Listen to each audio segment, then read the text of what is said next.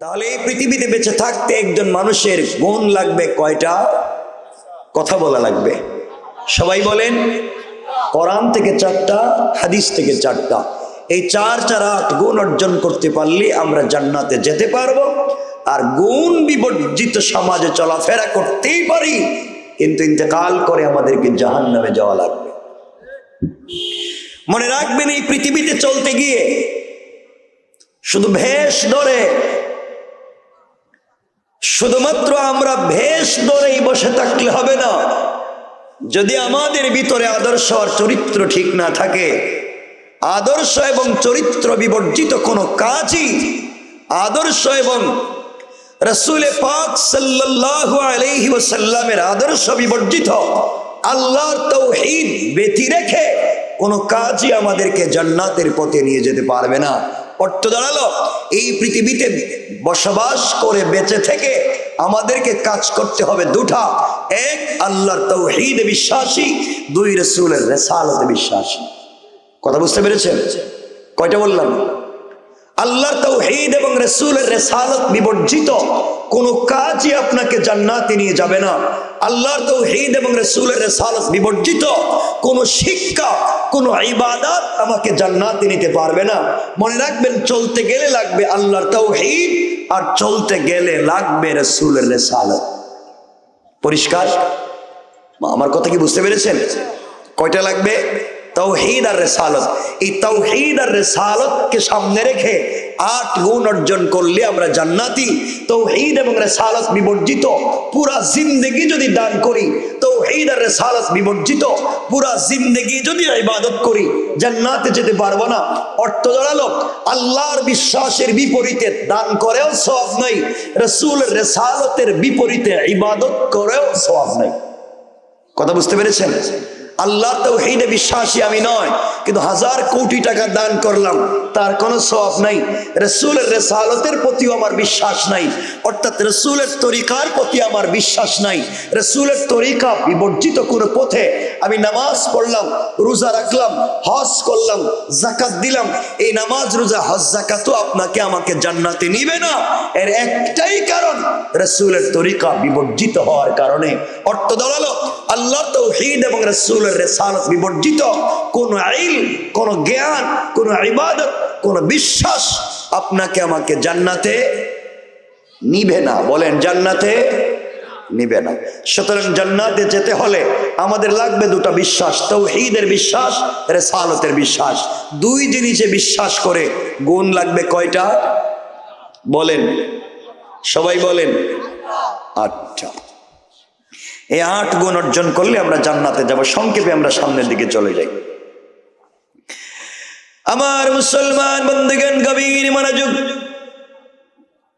আল্লাহ রাব্বুল ইজ্জত ওয়াল জালাল কোরআনে কারীমের 19 নম্বর পারা 25 নম্বর সূরা, সূরাল ফুরকানের 63 নম্বর আয়াত থেকে আল্লাহ রাব্বুল ইজ্জত ওয়াল জালাল একজন গোলামের গুণ কি, কোয়ালিটি কি, কন্ডিশন কি, সিফাত কি, কি একজন গোলাম দুনিয়ার জমিনে করবে, তার আদর্শ কেমন হবে আল্লাহ জানাইয়া দিলেন। আল্লাহ রাব্বুল ইজ্জত ওয়াল জালাল বললেন, ওয়া ইবাদুর রাহমানিল্লাযীনা ইয়ামশুনা আলাল আরদি হাওনা। আল্লাহ রাব্বুল ইজ্জত ওয়াল জালাল বলছেন, মুসলমানেরা, এই দুনিয়ার জমিনে যারা আমি আল্লাহর গোলাম দাবি করবে, আশিক রাসূল দাবি করবে, আমি আল্লাহর গোলাম যারা দুনিয়ার জমিনে নিজেকে মনে করবে, আল্লাহর গোলামের চলার পথে 1 নম্বর গুণ হলো, আল্লাহর গোলাম দুনিয়ার জমিনে কোনদিন অহংকার করতে পারে না। কি করতে পারে না? সবাই বলে, আল্লাহর গোলাম অহংকার করতে পারে না। এই এলাকায় আল্লাহ যাদেরকে টাকার মালিক বানিয়েছেন, মিল ফ্যাক্টরির মালিক, শিল্পের মালিক, গাড়ির মালিক, বাড়ির মালিক বানিয়েছেন, ইজ্জত সম্মানের মালিক বানিয়েছেন, ক্ষমতার মালিক আর প্রভাবের মালিক বানিয়েছেন, টাকা পয়সার মালিক বানিয়েছেন। আপনি যদি সম্পদের কারণে আপনি যদি ক্ষমতার কারণে দুনিয়ার জমিনে অহংকার করে বসেন, আল্লাহ রাব্বুল ইজ্জত ওয়াল জালাল চাইলে 10 তলা থেকে থাবড়াইয়া গাছ তলায় নামাইয়া দিতে আমার আল্লাহর 1 মিনিটও দেরি হবে না। কোন ঠিক কিনা? এই জন্য আল্লাহর গোলাম দাবি করলে দুনিয়ার জমিনে অহংকার করা যাবে না। এই দুনিয়ার জমিনে যারা নিজেকে ছোট মনে করে অহংকার জেনে ফেলে দুনিয়ার জমিনে চলে, আল্লাহ রাব্বুল ইজ্জত ওয়াল জালাল চাইলে গোলামকে গাছতলা থেকে বাঁশতলা থেকে কান ধরে 10 তলার মালিক বানাইয়া দিতে আমার আল্লাহর 1 মুহূর্ত দেরি হবে না। কোন ঠিক কিনা? এই জন্য আল্লাহর গোলাম দুনিয়ার জমিনে দাবি করলে আল্লাহর গোলামের 1 নম্বর কোয়ালিটি, 1 নম্বর গুণ, গোলাম দুনিয়ার জমিনে কোনোদিন অহংকার করতে পারে? বলেন না, অহংকার করতে পারে? আপনারা আপনাদের বৃহত্তর এলাকায় খবর নেন, আজ থেকে 50 বছর আগে এই এলাকায় অনেকের কোটি কোটি টাকা ছিল, লাখ লাখ টাকা ছিল, মানে লাখপতি। আজ তার ছেলেমেয়েরা মানুষের বাড়িতে, মানুষের দোকানে কাজ কাম করে খায়, আছে না নাই? আর আজ থেকে 50 বছর আগে এই এলাকায় অনেকের ঘর ছিল ঝুপড়ি ঘর, বৃষ্টি দিলে টিন লাগাবার পয়সা ছিল না। আল্লাহ তাআলা 50 বছর পরে আজ তার ছেলে মেয়ের ঘরে লাখ লাখ টাকা, কোটি কোটি টাকার মালিক বানাইছে, আছে না নাই? সবাই বলেন না, আছে না নাই? সুতরাং আল্লাহর গোলামের 1 নম্বর গুণ অহংকার করা যাবে? সবাই বলেন না, আওয়াজ করে বলেন যাবে? আল্লাহর গোলামের 2 নম্বর গুণ আল্লাহ বললেন ওয়াইদা খাতাবাহুমুল জাহিলুনা ক্বালু সালামা। আল্লাহ রাব্বুল ইজ্জত ওয়াল জালাল বলছেন, মুসলমানেরা এই দুনিয়ার জমিনে যারা আমি আল্লাহর গোলাম দাবি করবে, আশিক রাসূল দাবি করবে, আমি আল্লাহর গোলাম যারা দুনিয়ার জমিনে নিজেকে মনে করবে, আল্লাহর গোলামের 2 নম্বর গুণ হলো আমার গোলামকে কেউ গালি দিলে গালির জবাব দিবে না, আঘাত করলে আঘাতের জবাব দিবে না, গীবত শিকায়াত সমালোচনা করলে জবাব দিবে না, বরং আমি আল্লাহর গোলামকে কেউ যদি গালি দেয়, আমার গোলাম গালির জবাবে গালি না দেয়া ওই ব্যক্তির জন্য শান্তি আর সালামতির দোয়া করে যায়। পড়েন সুবহানাল্লাহ। তাহলে আল্লাহর গোলামের 2 নম্বর গুণ, গালি দেওয়া যাবে? কথা বলেন না কেন? আপনারা যারা এসেছেন, আপনারা যদি কথা না বলেন, মনে রাখবেন ভালোবাসা এক পক্ষ থেকে হয় না। আমি যদিও প্রায় 11:30টার দিকে বসছি, 11:30টা, তো কথা হচ্ছে আমিও আসতে দেরি হয়েছে, আমি ভীষণ অসুস্থ। আমি ভাইদেরকে টেলিফোনে বলছিলাম যদি না আসলে হয়, কারণ আমি দেশে ছিলাম না, দেশের বাইরে ছিলাম, প্রায় 14,000 মাইল সফর করছি, এরপরে দেশে এসছি, এরপরে প্রোগ্রামে এসছি। আমি চাইছিলাম যে না এসেই যদি হয় তবে বেঁচে গেলাম, এই জন্য শেষ পর্যন্ত বসেছি, কিছু কথা বলছি। সাপোর্ট যদি না থাকে, আমি এই কন্ডিশনে আমার মনে হয় না আমার জিন্দগিতে কখনো কথা বলা হয়েছে। তা আপনারা যদি আমাকে সাপোর্ট না দেন, কারণ ভালোবাসা এক পক্ষ থেকে হয় না, ভালোবাসতে 2 জন লাগে অথবা 2টো পক্ষ লাগে। আবার কোথাও একজনকে দিয়ে হয় না, কথা বলতে 2 জন লাগে অথবা 2টো পক্ষ লাগে। একা একা কথা বলা যায় না। অনেক মানুষের মধ্যে যদি কেউ একা একা কথা বলে, মানুষ তার পাগল কয়, কারণ পাগলেরা একা একা কথা বলে। তো আপনাদের কি মনে হচ্ছে আমাকে দেখে যে আমি পাগল? আপনাদের মনে হইতেছে পাগল? তাহলে আমার সাথে কথা বলতে পারবেন না ইনশাল্লাহ? আওয়াজ করে বলেন না ইনশাল্লাহ? সকলে আওয়াজ করে বলেন এই জবান দিয়েছেন কে? এখনো বলতে পারলেন না? এই যে মুরব্বীরা মাঝে মাঝে বসছেন দেখতেছি, এরা হয়তো জোরে কয় না যদি হার্ট অ্যাটাক করে মরে যায়, কিন্তু জোয়ান যারা বসছো ভাই তোমরা কথা কও না কেন? যারাই বসছো কথা বলা যাবে তো ইনশাল্লাহ? বলেন না একটু জোরে, বলেন না ইনশাল্লাহ? আমাদের এই জবান দিয়েছেন কে? আরো জোরে বলেন কে? আমরা নাম নিব কার? আল্লাহর নাম, আল্লাহর জবান দিয়ে নিতে অসুবিধা আছে? আওয়াজ করে বলেন আছে? এই যে এরা কয় না, জোয়ানেরা, জোয়ানেরা যে কি খারাপের খারাপ এটা কি আমি কম জানি? আমাকে কি দেখে মনে হইতেছে যে আমার 70 বছর হয়ে গেছে? জোয়ানেরা যে খারাপের খারাপ, এই বস্তু আজকে এত রাত্রে করা যাবে না। এরা যে খারাপ, এরা তো চিনতে পারতেছেন এরা কি জিনিস। এরা আজকালকে দেখবেন চুল কাটে, বাংলা লিঙ্ক কাটিং চুল, চুল এখানে নাই ওখানে নাই ওখানে নাই, সব কাটটা খালি করে মধ্যখানে রেখে দিছে। মনে হয় ছাগল ঘাস খাইয়া মাঝখানে জমা করে থুইছে। কথা কন না কেন? এভাবে চুল কাটে। এরপরে দেখবেন মহিলা কলেজের ছুটি হইলে মোটর সাইকেল নিয়ে কলেজের গেটে যায়। তোমার এখানে কাম কি? তুমি কি হাফ লেডিস যে তুমি ওখানে বসে থাকো? বাইসাইকেল নিয়েও যায়। এগুলো করো কেন? এই জন্যে বসো, কিছুক্ষণ কথা বলি আমরা, একটু একটু বসি আমরা সবাই মিলে কিছু কথা বলি, ইনশাল্লাহ বলেন না? সবাই একটু বলেন না, জোরে বলেন না ইনশাল্লাহ বলেন না? মনে হইতেছে না। এই যে যারা এই যে বসছেন একটু আসেন না এদিকে, ওই দিক থেকে মনে হইতেছে জায়গা জমিনে ভেজাল আছে নাকি এলাকায়। আমার মনে হয় না এই রোডে আমাকে কখনো দেখছেন বা আমি আসছি, মনে হয় না আমি আসছি বলে এদিকে। হ্যাঁ হ্যাঁ ওদিকে আসছে। আসেন আসেন আপনারা আসেন। তা আপনাদের অসুবিধা হচ্ছে? অসুবিধা হয়? আমার দিকে তাকান। আপনাদের অসুবিধা হচ্ছে?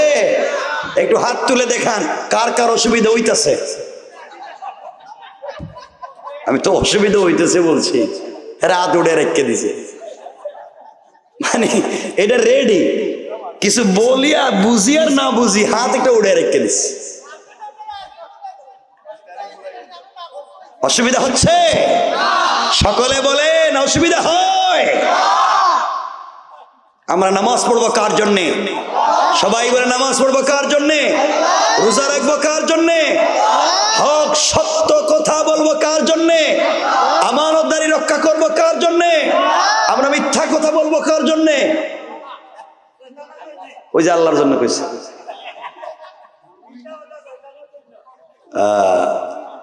কথা শোনেন না, বেশি সময় কথা বলবো না। তো আল্লাহর গোলামের 2 নম্বর গুণ গালি দেওয়া যাবে না। বলেন গালি দেওয়া, সবাই বলেন দেওয়া যাবে। আপনারা দেননি না? না আপনারা তো ওলিয়া উলিয়া দে না, রাস্তাঘাটে গালি গালাজ করে গেলা। আল্লাহর গোলামের 2 নম্বর গুণ গালি দেওয়া যাবে না। রব বলেছেন খাতাবাহুমুল জাহিলুনা ক্বালু সালামা। কেউ যদি গালি দেয়, গীবত করে, শিকায়াত করে, সমালোচনা করে, বিনিময়ে আমরা গালি দিব না। কেউ গালি দিলে গালির জবাবে তার জন্য শান্তির দোয়া করব, সালাম দিব। পড়েন সুবহানাল্লাহ। কি দিব? সালামের কথা যেহেতু আসছে, 1 মিনিটে হাদিস থেকে বললে দেই, 1 মিনিটে, পরে আমরা আবার আলোচনায় চলে আসব। বলতাম নি সালাম। রাসূল পাক সাল্লাল্লাহু আলাইহি ওয়াসাল্লামের কলিজার টুকরা স্ত্রী, আমাদের কলিজার টুকরা প্রিয় মা আম্মা জান আয়েশা সিদ্দিকা রাদিয়াল্লাহু তাআলা আনহা, তিনি বলেন রাসূল পাক সাল্লাল্লাহু আলাইহি ওয়াসাল্লাম যখন ঘরে আসতেন কোনো কাজ থেকে, আম্মা জান আয়েশা বলেন আমি ঘরের দরজার চিপায় দাঁড়িয়ে থাকতাম, পর্দার আড়ালে দাঁড়িয়ে থাকতাম, রাসূল পাক যেন আমাকে দেখতে না পান।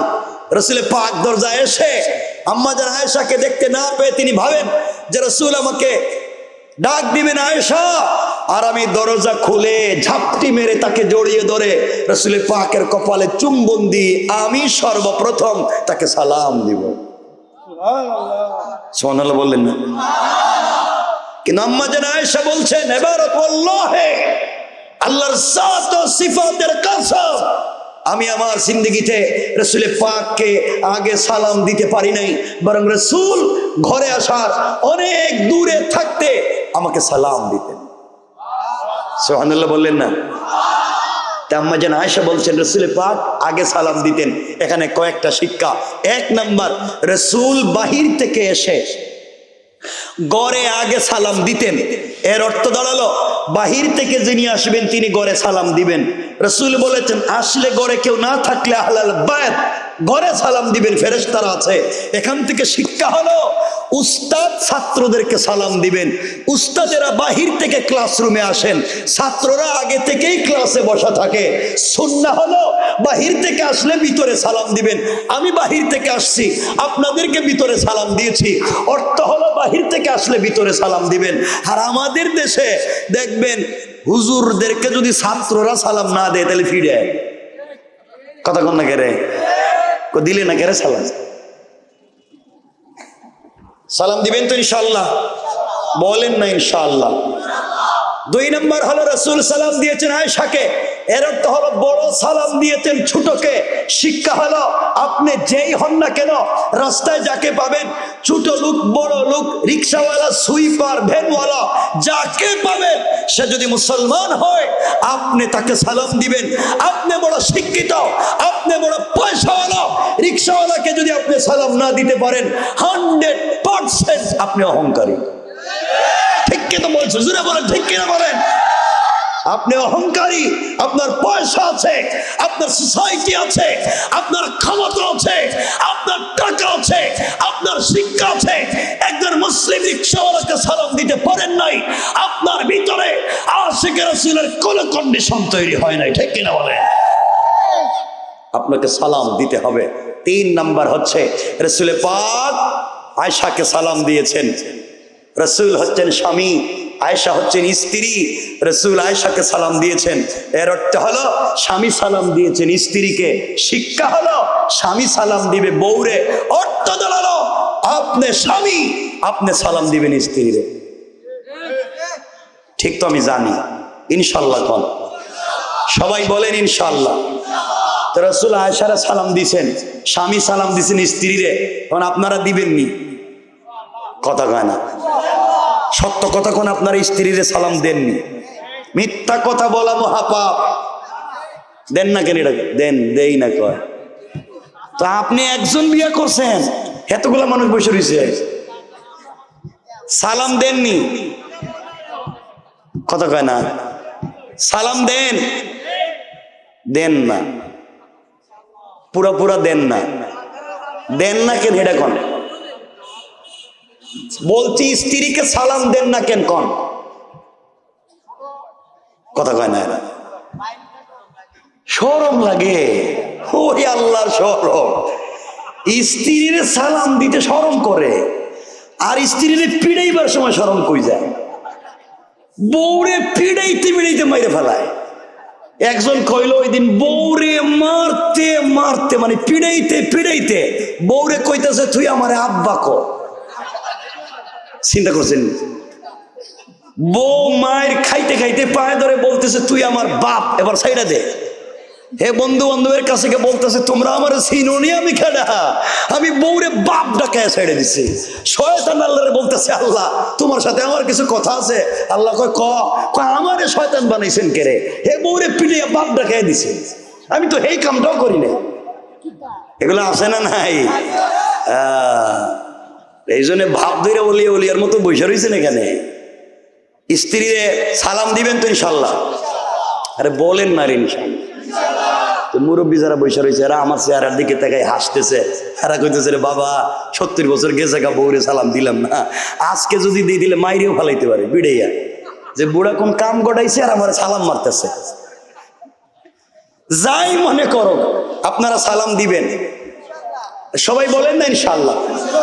সবাই বলেন এই যারা কয় না তোমরা তো বিয়া করো না, আমি বুঝতেছি, তো বিয়া তো করবা, এখন থেকে রেডি হও না কেন?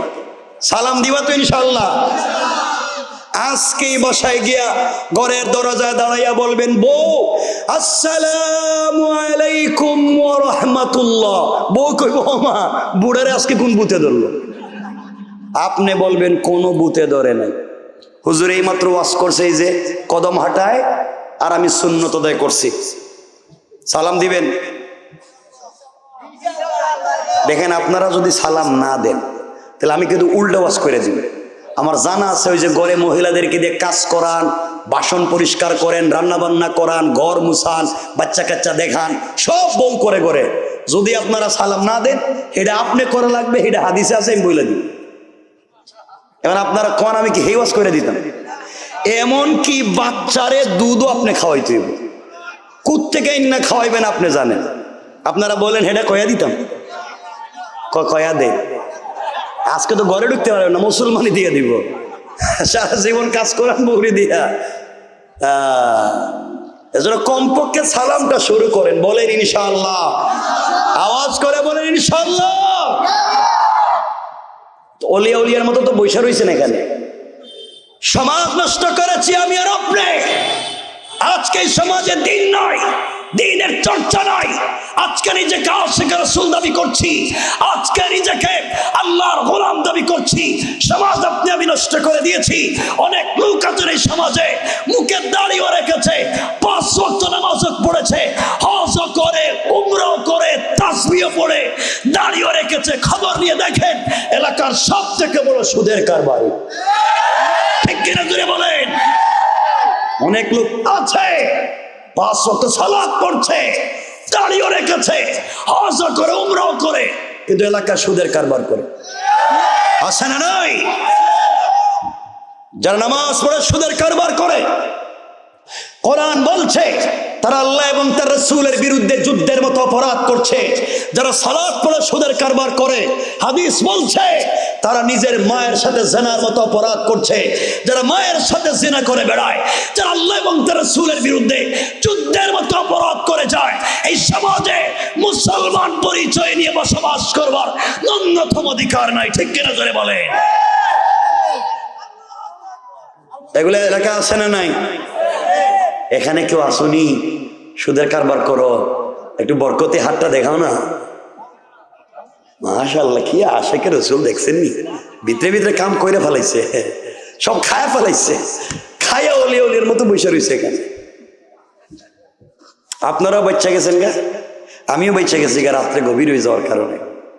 নাইলে আজকে বুঝতেন কাপড় নিয়ে যাওয়ার কোনো অবস্থা ছিল না।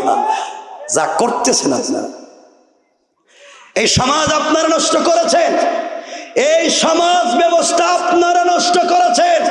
অনেক লোক আছে এলাকায়, খবর নেন, আযান হওয়ার পরে মসজিদে নামাজে যান না। রব বলেছেন হাইয়া আলাল ফালাহ, কল্যাণ আমার কাছে, কামিয়াবি আমার কাছে, ইজ্জত সম্মান সফলতা আমার কাছে। আর বহুত লোক আছে আযানের পরে মসজিদে নামাজে না গিয়া চার দোকানে বৈশা বৈশা টেলিভিশন দেখে। এগুলো এলাকায় নাই? চার দোকানে বসে টেলিভিশন দেখে বদনাম, গীবত, শিকায়ত, সমালোচনা, চুগলখড়ি, চার দোকানে বসে চা খাইতেছে আর বদনাম করতেছে কার বউ কার সাথে বাগ্যা গেল, কে কার ছেলেরে নিয়ে গেছে গা, কে কার মেয়েরে কে কন্ট্রাক্ট করে আমেরিকা লন্ডনে নিয়ে গেল গা, আরেকজনের বউ আরেকজন ভাবি বানিয়ে লিয়ে গেছে গা। এই নিয়ে মুরব্বীর চার দোকানে টেনশনের শেষ নেই। কথা কোন না কেরে? আল্লাহ বলছিলেন মসজিদে আসো, আর উনি চার দোকানে বসে কাম সাইরা লইছে। কষ্ট পাচ্ছেন আমার কোথায়? সমাজ নষ্ট করছে কে? কথা কয় না এরা। বলেন আমরা, বলেন আমরা, বলেন আমরা। এই যে সব খাইয়া এখানে বসে রয়েছে অলিয়া উলিয়ার মতো, বউর মোহরের টাকাও দেয় না, এখানে বসে রয়েছে। সমাজ আপনি আর আমি নষ্ট করেছি, কেউ রাগ করবেন না। খবর নিয়ে দেখেন আপনাদের বৃহত্তর এলাকায় যারা পলিটিক্স করেন, এলাকার রাজনীতি করেন, গ্রামের মোড়ল, গ্রামের মাতবর, গ্রামের মাতব্বর, এলাকার বিচারী, পঞ্চায়েতের বড় মুরব্বী, কাসম রব্বে পাকের সাথে এমনও মুরব্বী পঞ্চায়েতে আছে যারা পঞ্চায়েতের বিচার করতে গিয়া এক কাপ রং চা খাইয়া এদিকের বিচারকে এদিকে দিয়ে দেয়। এগুলা নাই? সমাজ নষ্ট করছে কে? আপনারা শয়তান চিনেন না। শয়তান মারার জন্য মক্কায় যান, 8 লাখ 10 লাখ খরচ করে হজে গিয়া জামারাতে শয়তানরে কঙ্কর মারে, শয়তানরে পাথর মারে, অথচ শয়তান বসে রয়েছে এলাকায় পাথর মারতে গেছে মক্কায়। কথা বললেন না কেন?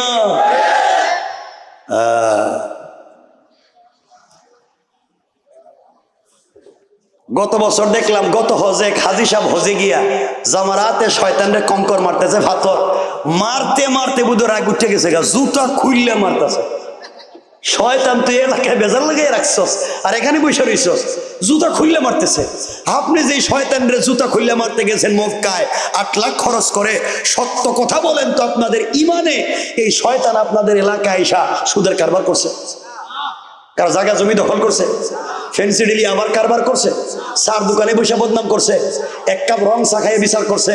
তাহলে 8 লাখ খরচ করে এই শয়তান রেখেছেন ফাতর মারতে। শয়তান বসে রয়েছে এলাকায়। ফাতর যদি মারাই লাগে, জুতা যদি মারাই লাগে, মক্কায় না আগে এলাকায়। এলাকায় এলাকায় ঠিক কিনা বলে? আমি জানি আপনাদের খারাপ লাগবে, তো খারাপ লাগলে কি কিয়ামত পর্যন্ত দাওয়াত দিয়ে না আমিও আইতাম না। তো শূন্য লন কয়েক মিনিট। আমরা যে কত খারাপ, আমরা যে কত খারাপ দেখবেন 5 ওয়াক্ত নামাজ পড়ে, তাহাজ্জুদের নামাজও পড়ে, ফজরের নামাজ জামাতে পড়ে, আওয়াবিন পড়ে, চাষ পড়ে, ইশরাক পড়ে, ফজরের পরে রুটিন মতো কোরআন শরীফ পড়ে, পীর সাহেবের দেওয়া তসবিহ পড়ে, সব কইরা সেইরা কুদাল একটা কান্দে নিয়া আল্লাহর নামের জিকির করে করে জমিতে যায়, আর আল্লাহর নামের জিকির কইরা আরেকজনের আইল কেটে ঢুকায় দেয়। কথা বলে ঠিক কিনা? এগুলো এলাকায় নাই। শয়তান এলাকায় না মক্কায়? কথা কোন এলাকায় না মক্কায়? ফাত্তর মারতে এখানে গেছেন কেরে? বড় নাকি?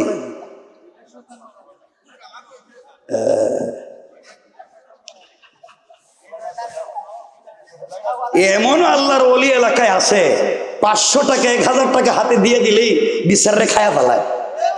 কথা বলেন না কেন?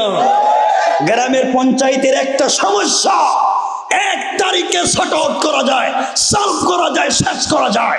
মুরব্বী ডেট দে 5টা, প্রত্যেক ডেটে 500। কথা বলেন না কেন? এগুলো আছে না নাই? তে শয়তান এলাকায় না মক্কায়? জুতা কি মক্কায় মারবেন না এলাকায়? খারাপ লাগতেছে বোধহয়, লাগলে আর কি বেশি বলবো না। কিন্তু কি হইতো এখানে? কি কি মারামারি হইতেছে নাকি? হয়তো চিন্তা করেন। ভাব ধরে বসে রয়েছেন এখানে। কেউ রাগ করেন না বাবা, আমি দিলের কথা বলছি। এই যে আপনারা দাড়ি রাখছেন, আমিও দাড়ি রাখছি। ভাব ধরছেন, দাড়ি রাইকা জান্নাতে চলে যাবেন। ভাব ধরছেন না, এই ভাব ধরে কাজ হইতো না। দাড়ি আপনিও রাখছেন। আজকালকের বহুত হিন্দু আছে আমার সাথে লম্বা দাড়ি রাখে, তো ভাব তো হেও ধরছে। বড় নাকি? ভাব ধরলে কাজ হবে না। আপনি ভাবতেছেন মাথায় সুন্দর টুপি দিয়া অথবা ডিজাইন করে একটা পাগড়ি মাথায় দিলেই বড় শায়েখ, অবুদে বড় আল্লামা, অবুদে সব থেকে বড় জান্নাতি। এই চিন্তা ভুল। কারণ এই পৃথিবীতে সব থেকে সুন্দর টুপি এবং সব থেকে ডিজাইন করা পাগড়ি যারা মাথায় দেয় তারা অধিকাংশই শিখ। কথা বলেন না কেন? শিখের মাথায় পাগড়ি দেখছেন, মোটা ভাব ধরে পাগড়ি, তো হ্যাঁ তো আরো বড় ভাব ধরছে। বড় নাকি? কি ভাব ধরছেন? আপনারা ভাবতেছেন আমরা তো তাসবি পড়ি হুজুর, দেখা এখানে রাখকে দেখায় দেখায় তাসবি পড়ে পাবলিক রে, মসজিদে বসে বসে তাসবি পড়ে, রাস্তায় হাইটা হাইটা তাসবি পড়ে, হেরা মনে আল্লাহর ওলি। এই জায়গায় আপনি ভুল করছেন। তসবি শুধু আপনি পড়েন না, আপনি পাবলিকের দেখায় তসবি পড়েন। আমাদের দেশে অনেক ব্রাহ্মণ ভাই বোন আছে, ব্রাহ্মণ, তারাও তাসবি পড়ে, তোমার আমার মতো দেখায় না। তারা সকালবেলা হাতে আগে একটা কাপড়ের ব্যাগ নেয়, এতটুকু দেখছেন নি, এর ভিতরে হাত ঢুকায়, এইভাবে এইভাবে সারাদিন দেখবেন। হলুদ কালারের একটা ব্যাগ আছে, নীল কালারের ব্যাগ আছে, দেখছেন নি, ওখানে তাসবি পড়ে। আপনি তো দেখাইয়া পড়েন, হে তো গোপনে পড়ে, বাপ তো হে বেশি ধরছে। কথা বলেন না কেন? বোঝা গেল ভাব ভঙ্গি ধরে কাজ হবে না। আজকালকে অনেক লোক আছে দাড়ি রেখে, লম্বা সুব্বা পড়ে, লম্বা পাগড়ি পরে, তার শয়তানি আর বদমাইশিকে দেখে রাখতে চায়। সুতরাং ভাব ধরে কাজ হবে না যদি আদর্শ আর চরিত্র ঠিক না থাকে। এই জন্য আলোচনার শুরুতেই বলছিলাম কাজ হবে না যদি আল্লাহর তাওহীদ আর রিসালাত না থাকে, আদর্শ আর চরিত্র ঠিক না থাকে, লাভ নাই। খারাপ লাগলো?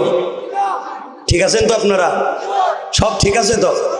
হক খায় নাই কত আল্লাহর ওলি বৈশা রয়েছে এখানে, গরিবের জায়গা জমি নিজের নামে বুয়া জাল দলিল কইরা মাইরা খাইতেছে।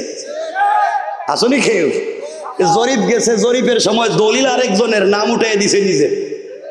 আছে না নাই?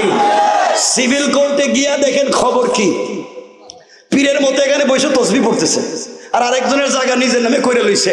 ভাই থাকে বিদেশে, চাচা থাকে বিদেশে, সব জায়গা জমি নিজের নামে করে লইস। আছে না এগুলা? পীরের মতো বসে রয়েছেন না? আমি জানি আপনাদের খারাপ লাগবে আমার কথা, সামনে আরো বেশি খারাপ লাগতে পারে, এই জন্য একটু কমায় কমায় বলতেছি। রাগ কইরেন না। এখানে অনেকেই, আমি জানি না, অনেকেই হয়তো মসজিদ মাদ্রাসার সভাপতি মতল্লি আছে মনে হয়, এখন আসেন। আপনারা রাগ কইরেন না, দুহাত জোর করে বলছি, আমি কাউরে চিনি না। এই ভাই কইছে সভাপতি, কইছি মাশাআল্লাহ একজন, আর তো আমি করে চিনতেছি না, মহাবিপদে। তাইলে শোনেন, আপনাদের কাউরে চিনি না, আপনারা সমাজ নষ্ট করেছেন, আপনার পরিবার নষ্ট করেছেন, আপনারা পঞ্চায়েত নষ্ট করেছেন, আপনার এলাকার যুবকদেরকে নষ্ট করেছেন, শেষ পর্যন্ত আল্লাহর ঘর মসজিদ পর্যন্ত নষ্ট করে দিচ্ছেন। খবর নিয়ে দেখেন আপনাদের বৃহত্তর এলাকায় ম্যাক্সিমাম মসজিদের সভাপতি সুদখোর, ক্যাশিয়ার ঘুষখোর, আর সেক্রেটারি দুর্নীতিবাজ, চাঁদাবাজ, বদমাইশ, ফেন্সিডিল ব্যবসায়ী, ইয়াবা ব্যবসায়ী, ইয়েতিমের জায়গা দখল করে, বিধবার বাড়ি দখল করে, গরিবের রাস্তাঘাট বন্ধ করে, কালবাড়ের পয়সা, গুরুস্থানের পয়সা বাইরে খায়, শেষ বয়সে মসজিদের দায়িত্বশীল হয়ে যায়। এগুলো আসে না নাই? আপনারা চিন্তা করতেছেন আইলো কেরে, আইছিল না ভালোই ছিল?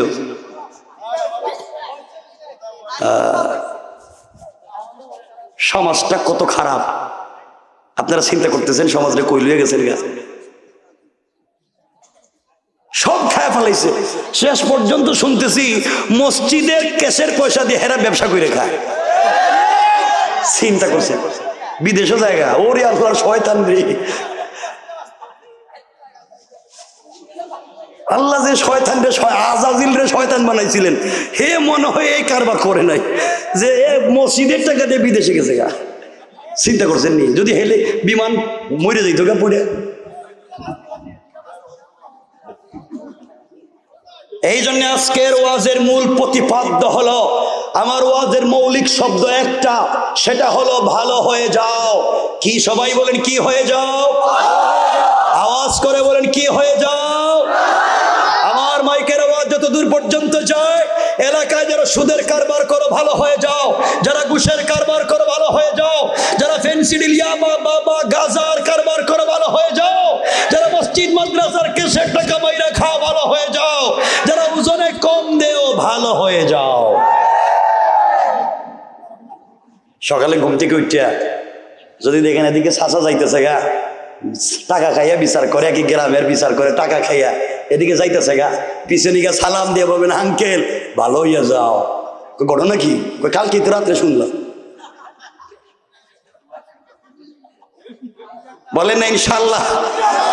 আমরা একটা সুন্দর সমাজ চাই, যে সমাজের স্বপ্ন দেখেছিলেন স্বয়ং সরকারে কায়নাত রাসূলে পাক, যেই সম্পদ, যেই সমাজের স্বপ্ন দেখেছেন সিদ্দিকে আকবর, ওমরে ফারুক, উসমানে জিন্নুরাইন, আলী কাররামাল্লাহু ওয়াজহা, তারা যেই সমাজ দেখতে চেয়েছেন, আমরা এই সমাজ চাই। ঠিক কিনা বলেন? শোনেন, আমি বুঝতেছি আপনাদের কষ্ট হচ্ছে না, শুনেন না, কয়েক মিনিট শুনেন। যারা বাইরে আছেন আসেন আপনারা, আমি বুঝতেছি। তাবারুক খাইবেন না একটু পরে? তাবারুকই খান, পরে তাবারুক ঠান্ডা হয়ে যাইব, আমি রেখে দিব। এই জন্য আমার বন্ধুগণ, আপনারা চলে এসেছেন, এটাই ভালো। আমি কথা বলতেছি, শোনেন। সমাজ তো শেষ করে ফেলাইছেন। আজকালকে শুনছি কি, মাঝে মাঝে দেখি, এটা শুনি যে আজকালকে বাচ্চারা, ছোট ছোট বাচ্চারা, এই তার মতো ছেলে, আরো ছোট ছোট, আরো একটু মিডিয়াম বাচ্চারা মসজিদে নামাজে যায়, আর কিছু মুসল্লি আছে এদেরকে বাইর করে দেয়। এটা আপনাদের এলাকায় আসেন? বাচ্চারা মসজিদে যায়, এদেরকে বাইর করে দেয়। সত্য কথা বলেন বাবা, বাচ্চাদেরকে মসজিদ থেকে বাইর করে দেন কেন? কথা কওয়া লাগবে। বাইর করে দেন কেন? হেঁটে কোন বাচ্চারা মসজিদে যায় না? অনেক বাচ্চাদেরকে বাইর করে দেয় না? কেন দেয়? কথা কওয়া লাগবে, কেন দেয়? কি করে? ডিস্টার্বটা কি করে হেঁটে তো কইবা। ডাকাতটা কি করে? চিল্লায়, চিল্লা চিল্লি করে। আচ্ছা, চিল্লা চিল্লি করে, মারামারি করে, ধাক্কাধাক্কি করে, দুষ্টামি করে, এই তো? আর কিছু? বাচ্চারা মসজিদে যায়, মারামারি করে, দৌড়াদৌড়ি করে, চিল্লা চিল্লি করে, এই তো? সব ঠিক, বাস্তব, বাচ্চারা এগুলো করে। কিন্তু বাহির করে দিতে কইছে কেডা?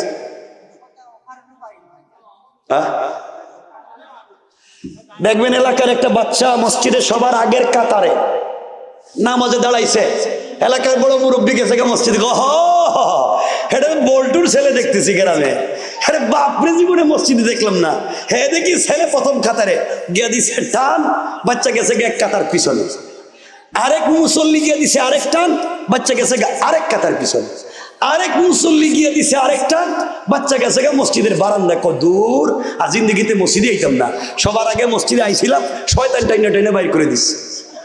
কথা বলেন না কেন? আমি জানতে চাই, ও বাবা, দুহাত জোড় করে বলছি, আপনার নামাজ মসজিদে কবুল হয় না।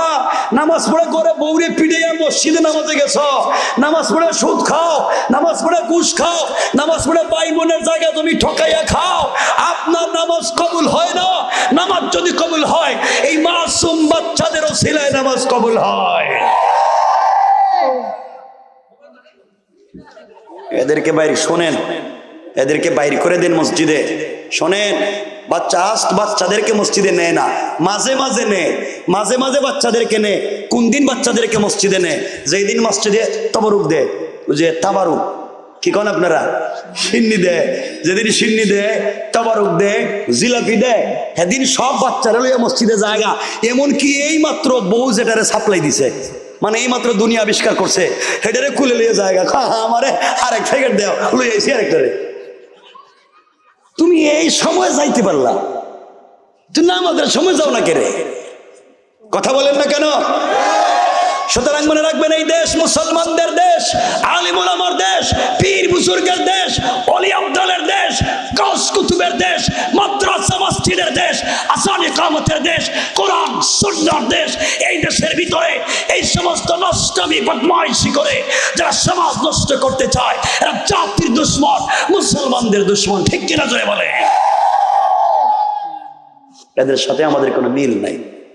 আবার বন্ধুগণ, বাচ্চাদেরকে বাইর করে দিয়েন না।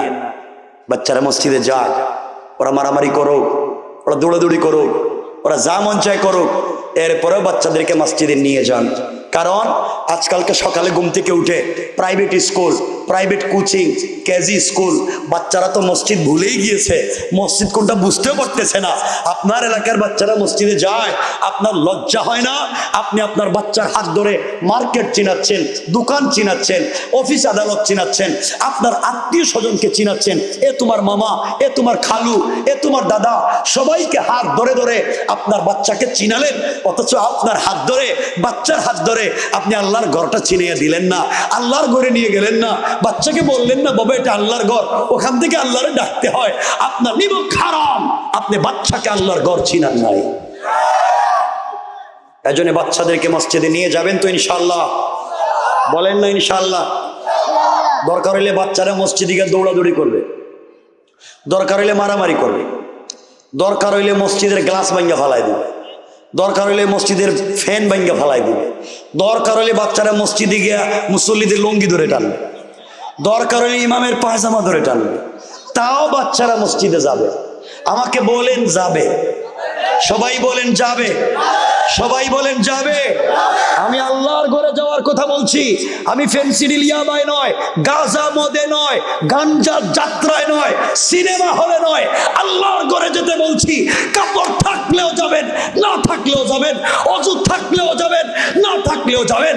আপনি তাসবিহ পরে, পোশাক পরে, পারফিউম আতর দিয়ে আপনি সেজদা করেছেন, কবুল নাও হতে পারে, আর একজনের কাপড় ছাড়া সেজদাও কবুল হয়ে যেতে পারে।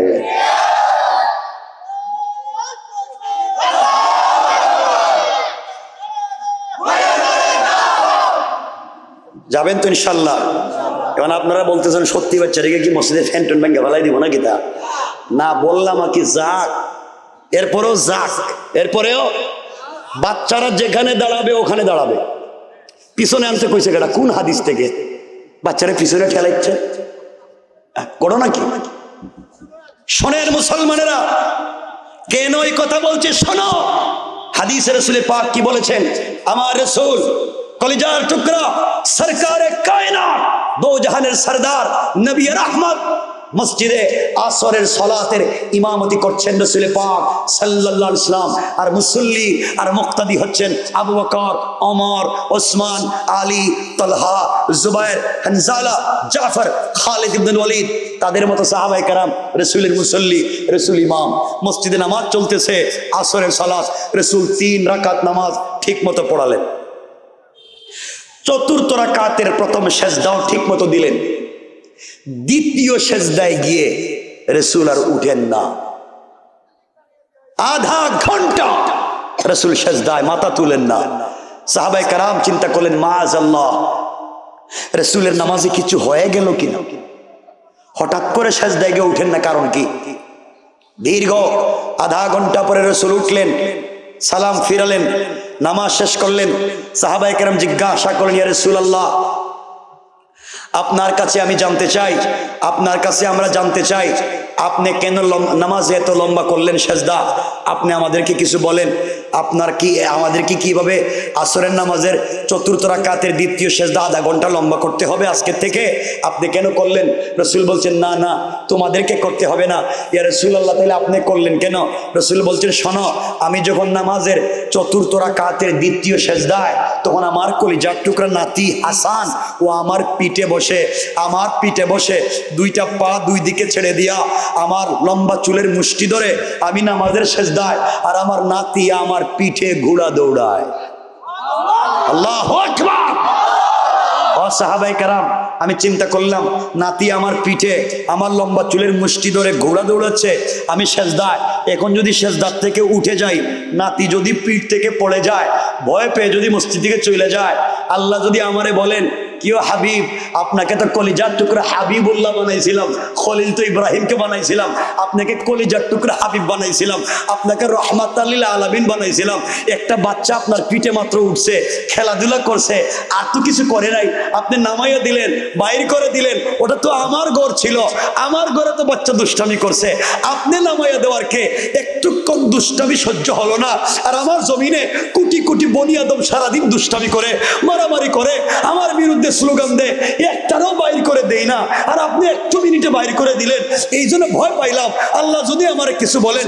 আমি চিন্তা করলাম, নাতি যতক্ষণ মন চায় পিঠে খেলাধুলা করো, ও যখন নামবে তখন আমি উঠবো, সালাম ফিরাইয়া আল্লাহর কাছে ক্ষমা চেয়ে নিব, ভুল হয়ে গেছে। কিন্তু ও সাহাবায়ে কেরাম, আমি যখন সালাম ফিরিয়ে বসে আছি, জিবরিল আমিন হাজির হলেন, আমাকে সালাম দিলেন, আর বলছেন, ইয়া রাসূলুল্লাহ, আপনি নামাজের সেজদায় আপনার নাতি আপনার পিঠে খেলাধুলা করে।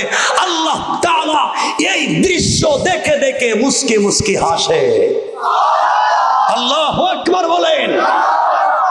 রাসূলের নামাজ কেমন ছিল, রাসূলের সালাত কেমন ছিল, রাসূলের আদর্শ কেমন ছিল, আর আপনি বাচ্চাকে বাইর করে দেন। কষ্ট পাচ্ছেন আমার কথায়?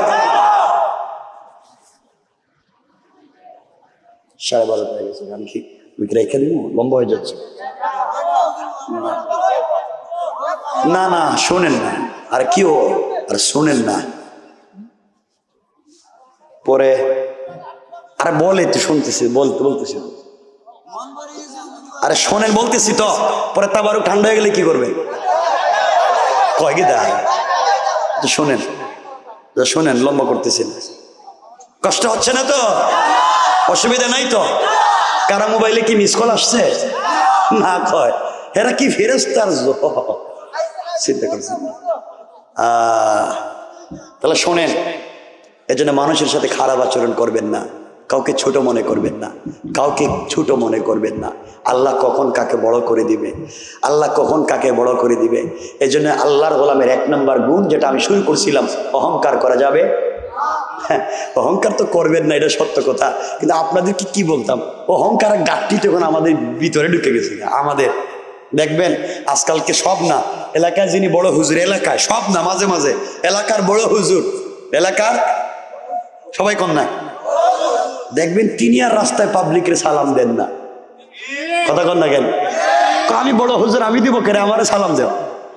বড় হুজুর এদিকে যাইতেছে, আপনি বলেন হুজুর একটু মুসাফা, কারণ শুনছেন ওয়াজে হুজুরদের সঙ্গে মুসাফা করলে সগীরা গুনাহ মাফ হয়, এদিকে হুজুর যাইতেছে, হুজুর একটু মুসাফা, না না আমার ঠান্ডা লাগতেছে, মুসাফা করতে চায় না, কিন্তু হুজুর চাইতেছে গা আপনি একটু হুজুরের হাতে একটু একটু হাদিয়া, হাদিয়া বুঝছেন নি আপনারা, বুঝছেন নি, হুজুর একটু হাদিয়া, থ্যাংক ইউ ভেরি গুড, আবার এই শরদিও কথা বলে ঠিক না। আমাদের চরিত্র কত খারাপ হয়েছে, কি বলতাম কর, হ্যাঁ সব সমাজে নষ্ট হয়ে যাচ্ছে, দিন নাই। এজন্য আল্লাহর ওয়াস্তে অহংকার করবেন না। আল্লাহর ওয়াস্তে যারা স্কুলে পড়ো, কলেজে পড়ো, ইউনিভার্সিটিতে পড়ো, মাদ্রাসায় পড়ো, তুমি ক্লাসের ফার্স্ট বয়, আল্লাহর ওয়াস্তে অহংকার কইরো না। হয়তো তুমি ক্লাসের ফার্স্ট বয়, আল্লাহ তোমাকে হয়তো হোটেলের বয় বানাতে পারে, আর ক্লাসের একবারে থার্ড ক্লাস, একবারে পিছনের বেঞ্চে বসতো, আল্লাহ তাকে ইজ্জতের জিন্দেগি দিয়ে দিতে পারে, ঠিক কিনা জোরে বলেন। কাউকে ছোট করে দেখবেন না, ইনশাআল্লাহ। কষ্ট পাচ্ছেন না তো? তাহলে 1 নম্বর অহংকার করা যাবে, 2 নম্বর গালি দেওয়া যাবে, কেউ দিলে আমরা কি দিব? সালাম দিব, ইনশাল্লাহ বলেন না। বাসায়ও সালাম দিব, ইনশাল্লাহ বলেন। আচ্ছা, ওই যে সালামের কথা যে হাদিসে বলছিলাম আসছে, এখানে 4টা কথা, একটা হচ্ছে সালাম, 3টা বাকি রয়েছে, একটা অল্প বলছি, আরেকটার অল্প বইলে দিই, অল্প অল্প অল্প, ঠিক আছে না? 2 নম্বর হলো আমরা পরিবারকে সুন্দর করতে চাই, ফ্যামিলি বন্ডিং, স্বামী স্ত্রী সম্পর্ক যদি চমৎকার হয়, একে অপরকে যদি বুঝে, কারণ উভয়ের ব্লাড মিশ্রিত হয়ে নিজের বাচ্চা তৈরি হবে, এজন্য একে অপরের প্রতি যদি সহানুভূতিশীল, বিশ্বাস, সংযমী, মমত্ববোধ, আত্মসম্মানবোধ দিয়ে থাকে, তাহলে আমাদের ঘর থেকে জন্ম নেবে শাহজালাল, শাহপরান, জুনাইদ বগদাদি, আব্দুল কাদের জিলানি, মঈনুদ্দিন চিশতি, বুজুর্গ ওলিয়া উলিয়া ঘর থেকে জন্ম নিবে। আর আজকালকে আমাদের স্বামী স্ত্রী সম্পর্ক ঠিক নাই, এক বিছানায় ঘুমায়, স্বামী একদিকে মুখ দিয়া, স্বামী পূর্ব দিকে মুখ, স্ত্রী পশ্চিম দিকে মুখ, দুজনে একই বিছানায় ঘুমাইছে, একজন এদিকে একজন ওদিকে, আর মধ্যখানে ব্যারিকেড দিছে কুলবালিশ দিয়ে। কথা কন না কেন? কারো সাথে কোনো কথাবার্তা নেই, একই বিছানায় ঘুমাইছে, কথাবার্তা নেই, আছে না? মনে হয় একজন ইউক্রেন একজন রাশিয়া, কি শুরু হইল? এই জন্য আমাদের পরিবার থেকে ভালো মানুষ জন্ম নিচ্ছে না। আমি চাচ্ছি পরিবারকে বন্ডিং তৈরি করেন। আমার রাসূলের ঘরে, সরকারে কায়নাতের ঘরে ওয়াইড নাই, আলমারি নাই, শোকেস নাই, এয়ার কুলার নাই, এয়ার কন্ডিশন নাই, টাইলস নাই, সিরামিক নাই, কিন্তু আমার রাসূলের ঘরে ছিল প্রেম, মুহাব্বত আর ভালোবাসায় ভরা। এই জন্য রাসূল পাক আর খাদিজার ঘর থেকে জন্ম নিয়েছেন হযরতে ফাতেমা, আল্লাহু আকবার। আর আমাদের ঘর থেকে জন্ম নেয় বল্টু। দুনিয়া এইসব বল্টু আর কিছু না।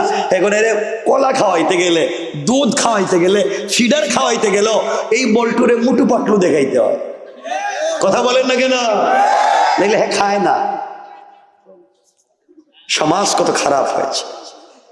আমি এই দুনিয়ার, আমি বলছি, আমি সব কথা বলতে চাই না। এই পৃথিবীর, এই দুনিয়ার জান্নাত খ্যাত, আপনারা যেই রাষ্ট্রগুলারে জান্নাত মনে করেন দুনিয়ার, ওগুলা ঘুরাইয়া সব দেখা শেষ, শান্তি কোথাও নাই। শান্তি একমাত্র আল্লাহর কদমে সেজদায়। রবকে খুশি করো, সব ঠিক। এই জন্যে পরিবারকে সুন্দর করবো তো ইনশাল্লাহ, বলেন না ইনশাল্লাহ?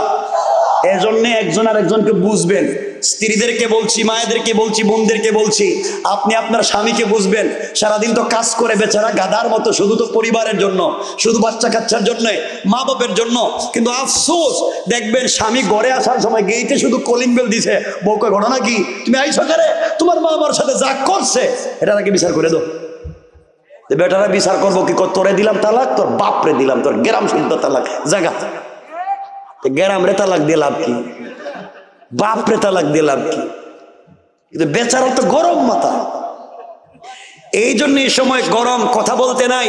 সাহাবায়ে কেরাম তো মনে ছিলেন রে বাবা, বাচ্চা মারা গিয়েছে, লম্বা ঘটনার দিকে যাচ্ছি না, বাচ্চা মারা গিয়েছে, বাচ্চাকে গোসল করাইয়া কাফন পরাইয়া স্ত্রী রেখে দিয়েছে, রেখে দিয়া স্বামী ঘরে আসছেন, এসে জিজ্ঞাসা করছেন স্ত্রী আমার ছেলে কোথায়?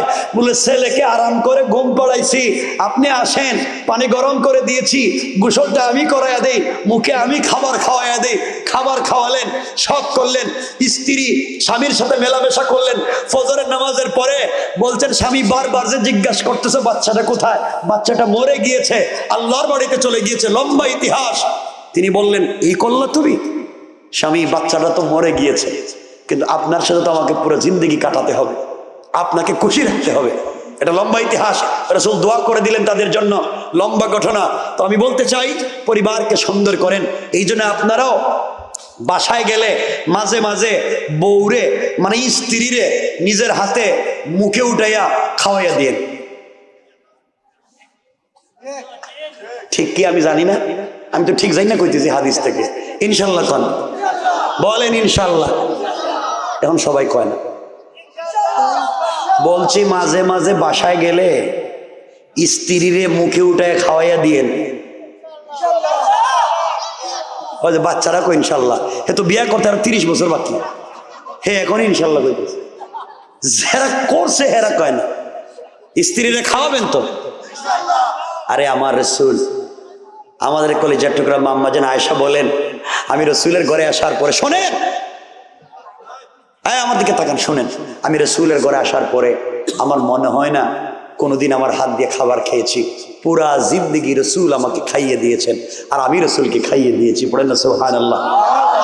আম্মা জান আয়েশা বলেন, শুধু তা না, আমরা ঘরে দুইজন মানুষ, স্বামী স্ত্রী, আমাদের ঘরে গ্লাস একটা, প্লেট একটা, কম্বল একটা, বালিশ একটা, মানুষ দুইজন, অর্থ হলে এক গ্লাসে পানি পান করি, এক প্লেটে খাবার খাই, এক বালিশে ঘুমাই, এক কম্বলের নিচে শুয়ে থাকি। কেমন ভালোবাসা ছিল। আম্মা জান আয়েশা বলেন, রাসূল মাঝে মাঝে আমারে কুলে করে উঠাইয়া ঘুম পড়াইয়া দিতেন। আম্মা জান আয়েশা বলেন, রাসূল মাঝে মাঝে ঘরে আইসা আমাকে বসাইয়া, আমি তো ছোট মানুষ, কাপড় পরতে পারতাম না, রাসূল আমাকে কাপড় পরাইয়া দিতেন। মাঝে মাঝে আমার চুলে তেল দিয়া চুলগুলাকে চিরুনি দিয়ে হাত ছাড়াইয়া চুলগুলা নিজের হাতে বেনি করে দিতেন। সুবহানাল্লাহ জোরে বলেন। রাসূল পারতেন, তাহলে আপনার সমস্যা কি? রাসূল পৃথিবীর এত কাজকাম করে, এত দাওয়াত দিয়ে, এত মারামারি খাইয়া ঘরে আইসা যদি স্ত্রীর সাথে এমন আচরণ করতে পারেন, তো আপনি পারেন না কেন? আপনি কি এর আশাকে রাসূল? ইনশাল্লাহ বলেন। স্ত্রীরে মাঝে মাঝে খাওয়াবেন তো? মুখে উঠাইয়া। মুরব্বীর আমার চেহারার দিকে তাকে হাসতেছে, করে বাবা খাওয়াইতাম বউরে, বউ যদি কই বিষ খাওয়াই মাইরা ফেলে আরেক বিয়া করতেছে মনে হয়। খাওয়াইবেন, কোন খাওয়াইবেন? ইনশাল্লাহ বলেন না, সবাই বলো না ইনশাল্লাহ।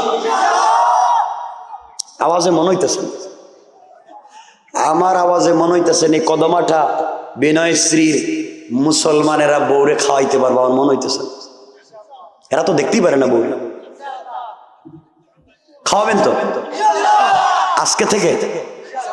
হ্যাঁ, না আওয়াজে মনে হইতেছে, আমার আওয়াজে আপনাদের আওয়াজে ভয় হইতেছে, সন্দেহ হইতেছে। আমার সন্দেহ হচ্ছে এই এলাকার মুসলমানেরা নিজের স্ত্রীরে ভালোবেসে মুখে উঠে খাওয়াইতে পারবে না, তারা ভালোবেসে আদর করে মোহব্বত করে মুখে উঠাইয়া খাওয়াইতে পারবে পাশের বাড়ির ভাবিরে। ঠিক কিনা? এটা ঠিক কইছে কাটারে? আগে বউরে খাওয়াইবার কথা কইলাম, কিছু কইলো না, মানে আরেক বেচারার বউরে খাওয়াইতে কই ঠিক। তোমাদের বউ পিড়াইব না, কি করব? বিয়া করছে একটারে খাওয়াইবা আরেকটারে, হেরা কি হয়ে গেল বুঝতে পারলাম না। এরা নিজেরাই কি হয়েছে বুঝতেছি। আল্লাহ রে, এদের ঘরে বউ আছে কেমনি হেঁটেই তো বুঝতেছি। শোনেন, আল্লাহর ওয়াস্তে এগুলো করতে যাইয়েন না। আল্লাহ আমাদের পরিবারকে সুন্দর করুক, সকলে পড়ে না আমিন ইনশাল্লাহ। মাঝে মাঝে না, লম্বা হয়ে যায় বলতে চাই না, মাঝে মাঝে, আরে শোনেন বলেন, আমি তো বলতেছি সংক্ষেপ। মাঝে মাঝে বাসায় গেলে স্ত্রীর বুকে হাতে পায়ে মাঝে মাঝে মেহেদি লাগাইয়া দিয়ে, কালারিং, পার্লারিং, বিউটিফাই। ওকে, ঠিক আছে না? মুরব্বীরা কইতেছে এটা আবার কোন হাদিসে? আরে বাবা, হাদিস সামাইলে তিরমিজিতে এখন বাংলা পাওয়া যায়, আগে তো বাংলা ছিলই না। এখন তো বাংলা আছে, খুলে দেখেন না। মাঝে মাঝে সুন্দর করে দিবেন ইনশাল্লাহ। দরকার হলে চুল, স্ত্রীর চুলরেও কালারিং করে দিয়ে।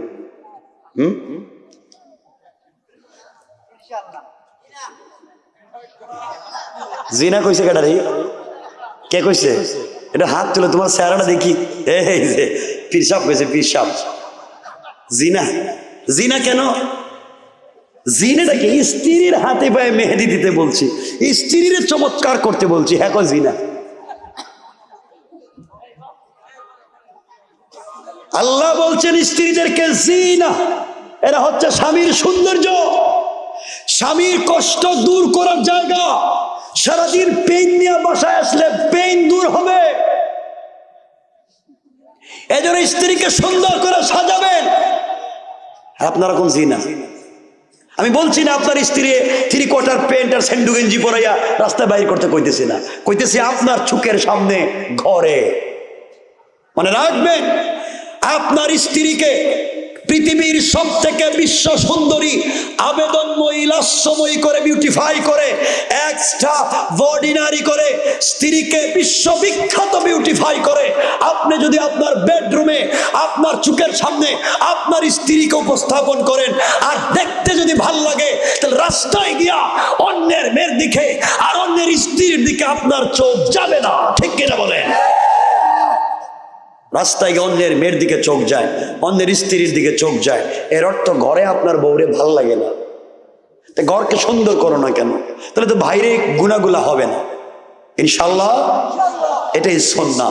যা কথা তো লম্বা হয়ে যাচ্ছে, আমরা সংক্ষেপের দিকে যাই। আল্লাহর গোলামের গুণ কয়টা? সর্বমোট কয়টা বলছি? চলতেছে কয়টায়? 2টায়। পরিবার যদি সুন্দর হয়ে যায়, কেমন সুন্দর হতে পারে? আল্লাহর কাছে একটা শব্দ, কয়টা? একটা শব্দ দিয়েও যদি দোয়া করেন, সব দোয়া কবুল। যদি পরিবার সুন্দর থাকে, আল্লাহ খুশি থাকেন, একটা শব্দ দিয়ে বলেন দোয়া কেমনে আপনাদেরকে সংক্ষেপের দিকে নিয়ে যায়। আমার মুসলমান বন্ধুগণ, গভীর মনোযোগ। এই দুনিয়ার জমিনে আল্লাহর একজন বড় বুজুর্গ আলেম ছিলেন, যার নাম ছিল ইমামে আহমদ ইবনে হাম্বল রাহমাতুল্লাহ আলাইহি। 4 মযহবের এক মযহবের ইমামের নাম ইমামে আহমদ ইবনে হাম্বল। হানাফি মযহব, শাফিঈ মযহব, মালিকি মযহব, হাম্বলি মযহব। 4 মযহবের এক মযহবের ইমামের নাম ইমামে আহমদ ইবনে হাম্বল। তার জিন্দেগি থেকে বলছি, ইমামে আহমদ ইবনে হাম্বল এত বড় বুজুর্গ আলেমের নাম। এই দুনিয়ার জমিনে ইমামে আহমদ ইবনে হাম্বল এত বড় বুজুর্গ আলেম, খালকে কোরআনের মাসালায় বাদশাহ তাকে আঘাত করেছে। কোরআন মখলুক নাকি মখলুক না, এই জন্য আঘাত করেছে, নির্যাতন করেছে। শরীর থেকে গোশত উঠে গিয়েছে, চামড়া উঠে গিয়েছে, হাড্ডিতে লেগে গিয়েছে। মাকে জেলগেই টেনে সন্তানকে আঘাত করেছে, কোনোভাবেই যেন তাকে ব্ল্যাকমেল করা যায়। ইমামে আহমদ ইবনে হাম্বল বলেছেন, বাচ্চারে যতক্ষণ পর্যন্ত হুঁশ আছে একটা শব্দ মিথ্যা বলবো না।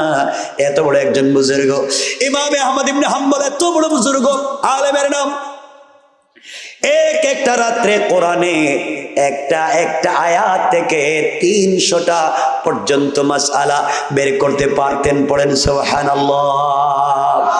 ইমামে আহমদ ইবনে হাম্বল এত বড় বুজুর্গ আলেমের নাম, যিনি পৃথিবীতে বেঁচে থাকতে আল্লাহর রাসূলকে 99 বারের বেশি স্বপ্নে দেখেছে। ইমামে আহমদ ইবনে হাম্বল এত বড় বুজুর্গ আলেমের নাম। এই পৃথিবীতে সব থেকে বড় হাদিসের কিতাব, আপনারা তো নাম জানেন না, আপনারা কয়েকটা হাদিসের কিতাবের নাম জানেন। পৃথিবীর সব থেকে বড় হাদিসের কিতাব যেগুলা, ওগুলার মধ্যে একটা বড় হাদিসের কিতাব যার নাম মুসনাদে ইমামে আহমদ ইবনে হাম্বল, যার ভিতরে 40,000-এর বেশি হাদিস আছে। এই কিতাবটাও সংকলন করেছেন ইমামে আহমদ ইবনে হাম্বল। পড়েন সুবহানাল্লাহ। ইমামে আহমদ ইবনে হাম্বল এত বড় বুজুর্গ আলেমের নাম, যার সিনার ভিতরে আল্লাহ তাআলা 10 লক্ষের মতো হাদিসকে হিফাজত করেছেন। পড়েন সুবহানাল্লাহ। একটা শব্দের আমল বলে দিচ্ছি, হয়তো তোমার আমার লাইফের কামিয়াবি হয়ে যাবে। এই ইমাম আহমদ ইবনে হাম্বল রাহমাতুল্লাহি আলাইহি দ্বীনের দাওয়াত দেওয়ার জন্য প্রতিদিন ঘর থেকে বের হতেন।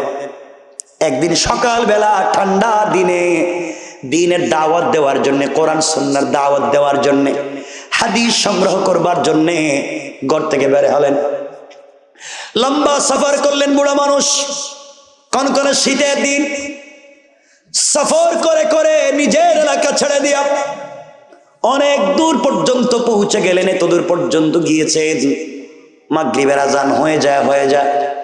এই মুহূর্তে যদি তিনি আবার সফর করে নিজের গ্রামে আসতে চান, আর আসতে পারবেন না। সন্ধ্যা হয়ে গিয়েছে, বৃদ্ধ মানুষ লাঠিতে ভর দিয়ে হাঁটেন, ঠান্ডার কোনো কাপড় নাই, কনকনে শীত পড়েছে, রিমঝিম বাতাস, কুয়াশা, অন্ধকার হয়ে গিয়েছে। চিন্তা করলেন এই মুহূর্তে ঠান্ডার মধ্যে যদি সফর করে নিজের গ্রামে যেতে চাই, অন্ধকার রাত্রে হয়তো কোথায় মরে পড়ে থাকবো, কেউ দেখবে না।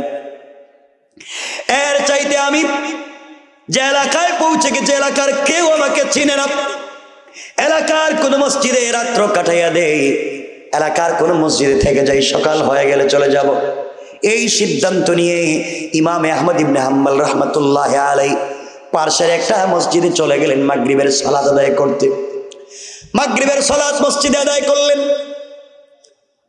সিদ্ধান্ত নিলেন ঈশা পর্যন্ত ওই মসজিদে জিকির করে কাটাইয়া দিবেন। ঈশার সময় হয়ে গিয়েছে, মসজিদে ঈশার সালাত তিনি আদায় করলেন। ঈশার সালাত আদায় করে সিদ্ধান্ত নিলেন ফজর পর্যন্ত মসজিদে কাটাইয়া দিবেন। ফজরের সালাত পড়ে সূর্য যখন উদিত হবে, একটু কুয়াশা কেটে যাবে, ওই সময় সফর করে আবার তিনি নিজের গ্রামের দিকে পৌঁছে যাবেন। লম্বা ঘটনা সংক্ষেপ করে বলে দেই, ঈশার সালাত পড়ে সকল মুসল্লিরা চলে গিয়েছে। ইমাম আহমদ ইবনে হাম্বল রাহমাতুল্লাহি আলাইহি মসজিদের কর্নারে ইবাদতে লেগে গেলেন। গভীর রাত্র হয়ে যাচ্ছে, মসজিদ থেকে চলে যাচ্ছেন না।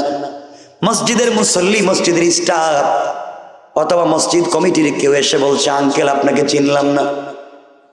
গভীর রাত্র হয়ে যায়, আপনি মসজিদ থেকে যাচ্ছেন না, সকল মুসল্লিরা চলে গিয়েছে, আপনি যাচ্ছেন না, ব্যাপার কি? ইমাম আহমদ ইবনে হাম্বল বলেন, বাবা আমি একজন পথিক মুসাফির, আমার বাড়ি এলাকায় না, বিশেষ প্রয়োজনে দ্বীনের তাকাজায় এসেছি, চলে যাব, কেউ এলাকার আমাকে চেনে না, রাত্র হয়ে গিয়েছে, কার ঘরে যাব, কেউ আমাকে জায়গা দিবে না, এই জন্য মসজিদে বসে গেলাম, ফজরের নামাজ পড়ে এখান থেকে চলে যাব।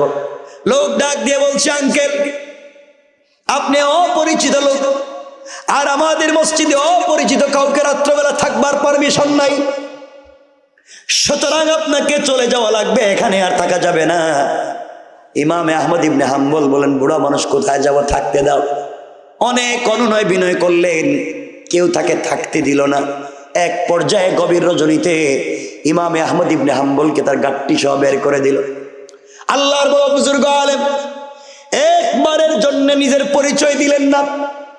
একবার তিনি যদি বলতেন আমি ইমাম আহমদ ইবনে হাম্বল, এই কথা বললে এলাকার মানুষ তাকে বের করে দেওয়া দূরের কথা, পুরো এলাকার নারী পুরুষ জড়ো হয়ে যেত। কে খিদমাত করবে, কে তাকে সেবা করবে, কে খাওয়াবে, কে দোয়া নিবে, সারা রাত মানুষ লাইন ধরে দিত হাদিয়া নিয়া। একবারের জন্য নিজের পরিচয় দিলেন না, নিজেকে ছোট করে দিলেন, নিজের পরিচয় দিলেন না, কেউ তাকে চিনে না, এরপরও নিজের পরিচয় দিলেন না, আস্তে করে বের করে দিল, তিনিও চলে যেতে লাগলেন। এই জন্য তারা নিজেকে ছোট করলেন, আল্লাহ তাআলা তাদেরকে বড় বানাইয়া দিলেন। আর ওই জায়গায় ইমাম আহমদ ইবনে হাম্বল না হয়ে যদি আমি হইতাম অথবা আমরা কেউ হইতাম, আর আমাদেরকে এভাবে কেউ বের করে দিত, সাথে সাথে পকেট থেকে কার্ড বের করে দিয়ে বলতাম, সারা দুনিয়ার মানুষ আমাদেরকে চিনে, আপনি চিনলেন না, মসজিদ থেকে বের করে দিলেন, এই যে আমার কার্ড, দেখেন তো আমি কত বড় বল্টু মিয়া। কথা বলেন না? আমরা আমাদের পরিচয় দিয়ে বসতাম। এই জন্য আমরা নিজেকে বড় বানাতে চাই, আল্লাহ তাআলা আমাদেরকে ছোট বানাইয়া দেয়, আর তারা নিজেকে ছোট বানাইয়া দিয়েছেন, আল্লাহ তাআলা তাদেরকে বড় বানাইয়া দিয়েছেন। সুবহানাল্লাহ। কথাগুলো দিল দিয়ে শোনেন কি বলতে চাই। ইমামে আহমদ ইবনে হাম্বলকে বের করে দিল। দিল দিয়ে শোনেন, জীবনের পরিবর্তন চলে আসবে। এক পর্যায়ে তিনি গভীর রাত্রে কনকনে শীত ঠান্ডায় কাঁপতেছে। বৃদ্ধ মানুষ লাঠিতে বর করে করে হাঁটতে হাঁটতে গভীর রাতে একটা বাজারে পৌঁছে গেলেন। দীর্ঘ লম্বা বাজার, সবগুলো দোকান বন্ধ।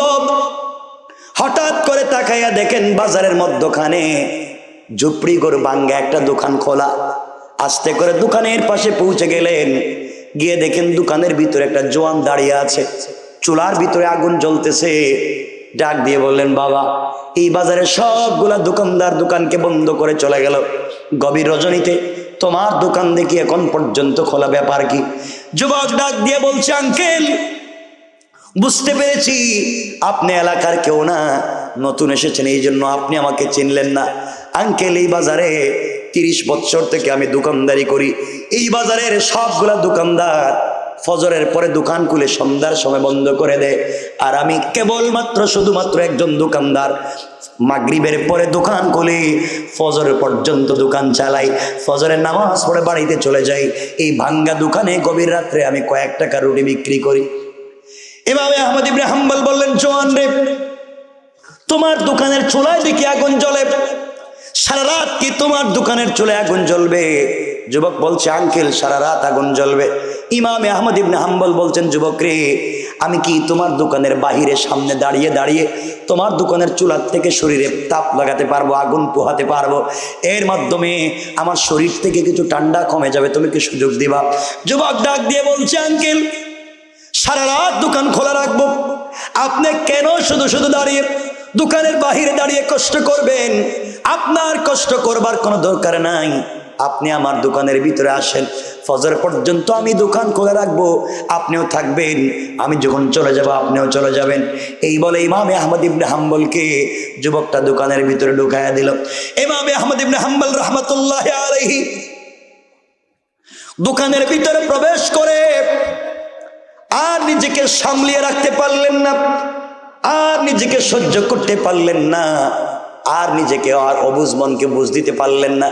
দোকানের ভিতরে গিয়ে দেখেন যুবকটা দোকানের ভিতরে রুটি বানাবার জন্য যখন খামির বানায়, রুটি বানাবার জন্য আঠা দিয়া ময়দা দিয়া যুবক যখন খামির বানায়, যুবক তখন তার জবান একটা শব্দ পড়ে, আস্তাগফিরুল্লাহ,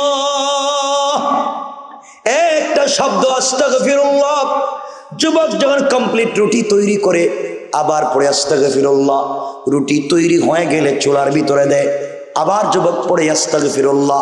রুটি কমপ্লিট হয়ে গেলে নির্ধারিত জায়গায় রেখে আবার পড়ে আস্তাগফিরুল্লাহ।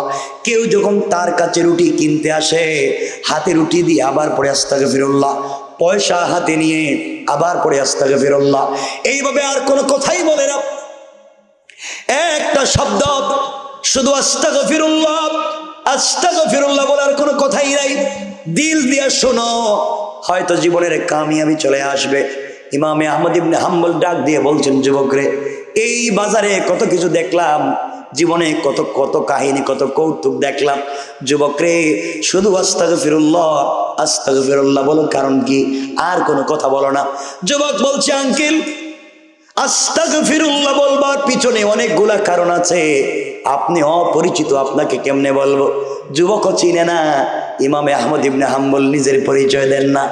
এক পর্যায়ে যুবক বলছে, আঙ্কেল, আমার বয়স এখন 50 বছর, 30 বছর থেকে এখানে দোকানদারি করি, 20 বছর বয়সে দোকানদারি শুরু করেছিলাম। আমি যখন রুটি বানায়া বিক্রি করি, গভীর রজনীতে এই ঝুপড়ি ঘর ভাঙ্গা দোকানে রুটি বিক্রি করি, কয়েকজন কাস্টমার রাত্রবেলায় সে রুটিগুলা নিয়ে যায়। আঙ্কেল, এই জন্য আস্তাগফিরুল্লাহ পড়ি। আমি হাত দিয়ে, নিজের হাত দিয়ে রুটি বানাই, সবগুলা রুটি সমান করে বানাতে পারি না। কোনো রুটি হালকা বড় হয়ে যায়, কোনোটা হালকা ছোট হয়ে যায়, কোনোটা হালকা পাতলা হয়ে যায়, কোনোটা হালকা ভারী হয়ে যায়, কোনোটা কাঁচা থেকে যায়, কোনোটা শুকাইয়া যায়, কোনোটা আটা ময়দা বেশি পড়ে যায়, কোনোটা কম পড়ে যায়। এই যে আমার অনিচ্ছা সত্ত্বে একটা ভুল হয়ে গেল। আমি সবার কাছ থেকে পয়সা কিন্তু সমান নেই, সবার কাছ থেকে টাকা কিন্তু সমান নেই, সবাইকে সার্ভিস সমান দিতে পারি না, কারণ হাত দিয়ে রুটি বানাতে গেলে সমান হয় না। এই বাজারে যারা চায়ের দোকানদারি করে, রেস্টুরেন্ট ব্যবসা করো, রুটি বানাও, পরোটা বানাও, কথাগুলো দিল দিয়ে শোনো। যুবক ডাক দিয়ে বলছে, আঙ্কেল, এই জন্য আমি আস্তাগফিরুল্লাহ পড়ে যাই, অনিচ্ছা সত্ত্বে যে আমার ভুল হয়ে গিয়েছে, আমার ভুল যেন আল্লাহ ক্ষমা করে দেয়। আমি যে ভুল করে ফেললাম, সবাইকে সমান করে দিতে পারলাম না, পয়সা সমান নিলাম, আমানতদারি রক্ষা করতে পারলাম না, এই জন্য আস্তাগফিরুল্লাহ বলে যাই, আল্লাহ তাআলা যেন আমাকে ক্ষমা করে দেয়। ইমামে আহমদ ইবনে হাম্বল বললেন, জোয়ান রে, এই একটা কাজের জন্য তুমি দীর্ঘ 30 বছর থেকে আস্তাগফিরুল্লাহ পড়ো, কারণটা পরিষ্কার করে বলো। যুবক বন্ধুগণ, আপনিও বাজারে চার দোকানদারি করেন, আপনার চায়ের কাপে সবার কাছ থেকে সমান করে পয়সা নেন, কিন্তু সবার জন্য চা সমান করে দিতে পারেন না। কারোর জন্য চা কমে যায়, কারোর জন্য বেড়ে যায়, কারো চায়ে চিনি কম হয়ে যায়, কারো চায়ে চিনি বেশি হয়ে যায়, কারোটায় দুধ কম হয়ে যায়, পাতলা হয়ে যায়, কারোটা ভারী হয়ে যায়। আপনি পরোটা বানান, কারো পরোটা বড় হয়ে যায়, কারো পরোটা ছোট হয়ে যায়, কারো পরোটায় তেল বেশি পড়ে যায়, কারোটা বাজা বেশি হয়ে যায়, কারোটা কম হয়ে যায়। আপনি কিন্তু পয়সা সমান নিচ্ছেন। রাসূল বলেছেন, লা ঈমান লিমান লা আমানাত লা, যে আমানত রক্ষা করতে পারলো না তার কোনো ঈমান নাই। আপনি আল্লাহকে ওয়াদা দিয়েছিলেন আমানত রক্ষা করবেন, রাসূল বলছেন ওয়ালা দিনা লিমান লা আহদা লা, যারা ওয়াদা দিয়ে ওয়াদা রক্ষা করে না তাদের কোনো ধর্ম নাই। সুতরাং আপনি যদি ঠিক রাখতে না পারেন, আল্লাহর আদালতে আপনাকে জবাবদিহি করা লাগবে। আপনি সবাইকে জুল সমান করে দিতে পারেন না, রুটি সমান করে দিতে পারেন না। আমার বন্ধুগণ, কথাগুলো দিল দিয়ে শোনো। যুবক বলছে, আঙ্কেল এই জন্য আমি পড়ে যাই। ইমামে আহমদ ইবনে হাম্বল বলছেন, যুবকরে বলো না, এই 30 বছর থেকে একটা শব্দ আস্তাগফিরুল্লাহ আস্তাগফিরুল্লাহ বলে বিনিময়ে তুমি কি পাইছো আমি তোমার কাছ থেকে জানতে চাই। এবার যুবক দাঁড়িয়ে গিয়েছে, চোখের পানি ছেড়ে দিয়েছে, আর ডাক দিয়ে বলছে, আঙ্কেল আমি এই 30 বছরের জিন্দগিতে যা পেয়েছি আস্তাগফিরুল্লাহ পড়ে, আমার মন বলে এই পৃথিবীর কোনো মানুষ তা পায় না। আল্লাহু আকবার, জোরে বলেন। মাত্র একটা হয়ে যাচ্ছে, একটা হয়েই গেছে। আমার অনেক কষ্ট হচ্ছে, আমি চাচ্ছি রেখে দিতে, আর লম্বা হয়ে যাইতেছে গা। শোনেন না, শুধু সলভ কয়, শোনেন, সংক্ষেপ করে দিচ্ছি, আমারও তো কষ্ট হইতেছে, লম্বা জার্নি। আমার বন্ধুগণ, কথাগুলো দিল দিয়ে শোনেন, সংক্ষেপ করে দিলাম। যুবক বলছে, শুধু হুজুর আপনি কি শুনবেন আমি কেন পড়ি, কি পাইলাম? দাঁড়িয়ে দাঁড়িয়ে যুবক বলছে, আঙ্কেল শুনেন, 1 নাম্বার আমি আস্তাগফিরুল্লাহ বলে কি পেয়েছি শুনেন। আমার পরিবারে 50 জনের বেশি ফ্যামিলি মেম্বার, আমার পরিবারে 50 জনের বেশি আমার পরিবারের সদস্য। গভীর রাত্রে কয়েক টাকা রুটি বিক্রি করি, এই পয়সা দিয়ে আমার পরিবারকে চালাই, 50 জনের পরিবার চালাই। আমি এতিম অসহায় গরিব মিসকিনদেরকে দান করি, মসজিদ মাদ্রাসায় দান করি। এই গভীর রাত্রে কয়েক টাকা রুটি বিক্রি করি, আর কোনো কাজ নাই। এই টাকা আল্লাহ তাআলা এত বরকত দিয়েছে, 50 জনের পরিবার চালাই, এলাকার মসজিদ মাদ্রাসায় এতিমদেরকে অসহায়দেরকে দান করি। এত দান খায়রাত সাদাকা করবার পরেও মাস শেষে দেখা যায় আমার পকেটের টাকা শেষ হয়ে যায় না। আল্লাহ আমাকে কোটি টাকার মালিক বানাইছে, কয়েক টাকা রুটি বিক্রি করি, আল্লাহ তাআলা এত বরকত দিয়েছে আস্তাগফিরুল্লাহ বলবার কারণে। ইমামে আহমদ ইবনে হাম্বল আশ্চর্য, বলে কি কয়েক টাকা রুটি বিক্রি করে ভাঙ্গা রাত দোকানে রাত্রে বেলা, আর এত কোটি টাকার মালিক হয়ে গিয়েছে, বিশ্বাস হয় না। যুবকরে আর কি পাইছো? যুবক বলছে, আঙ্কেল 30টা বছর থেকে এখানে দোকানদারি করি, 50 বছর আমার বয়স হয়ে গিয়েছে।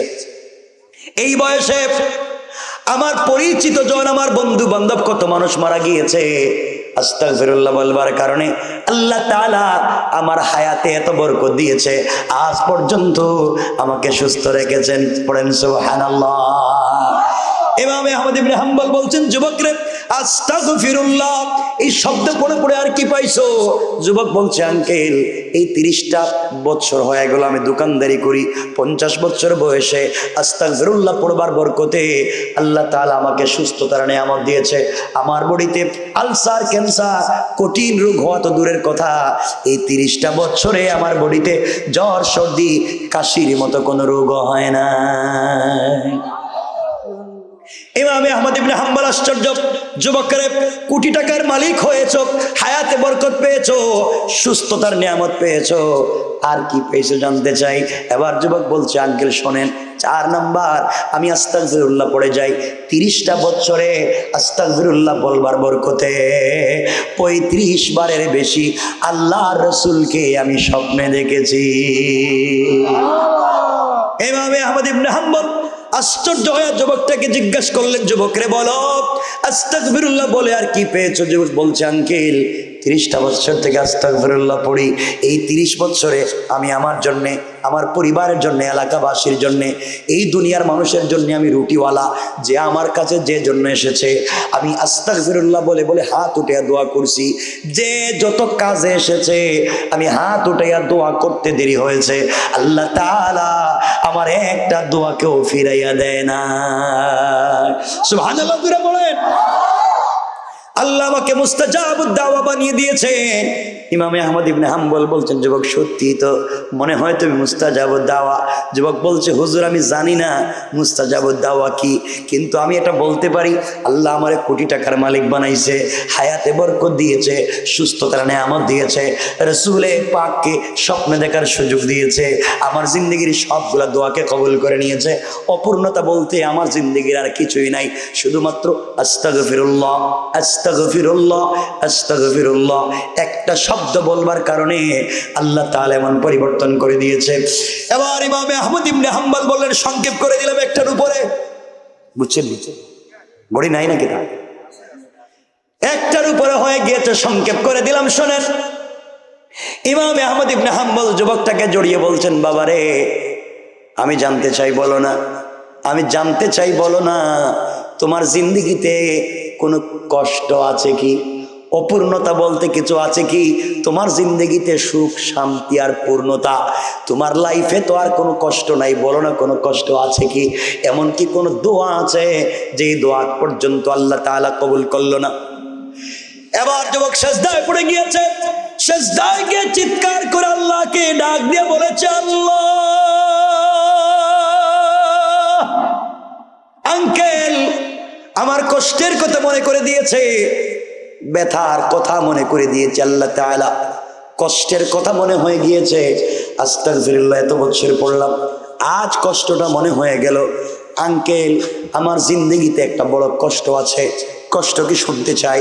আল্লাহ তাআলা আমাকে সব দিয়েছে, কোটি টাকার মালিক বানাইছে, হায়াতে বরকত দিয়েছে, সুস্থতার নেয়ামত দিয়েছে, রাসূলে পাককে স্বপ্নে দেখার সুযোগ দিয়েছে, সবগুলা দোয়াকে কবুল করছে, কিন্তু আমার জিন্দগি ছোট্ট একটা দোয়াকে আল্লাহ কবুল করে না।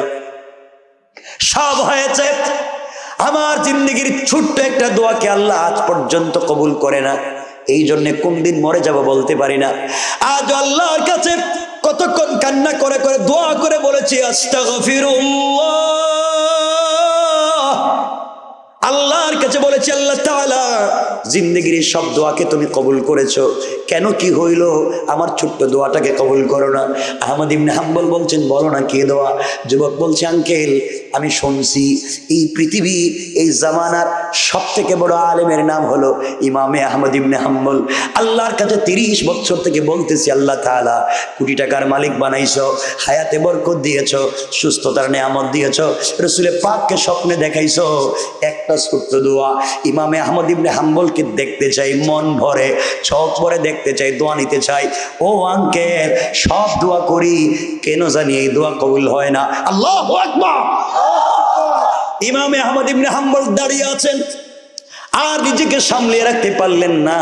যুবক কি বলতে চায়, কি বলে আমি তো সামনে দাঁড়ায় আছি। যুবক বলছে, আঙ্কেল সব কবুল হলো, ইমামে আহমদ ইবনে হাম্বলকে দেখবার স্বপ্ন কবুল হলো না। না জানি আজ না হয় কাল আমি মরে যাব, কেন জানি ইমামে আহমদ ইবনে হাম্বলকে আল্লাহ দেখায় না। এই জন্যে মনে বড় ব্যথা থেকে গেল, কি আমল করলে দেখবো তাও জানি না।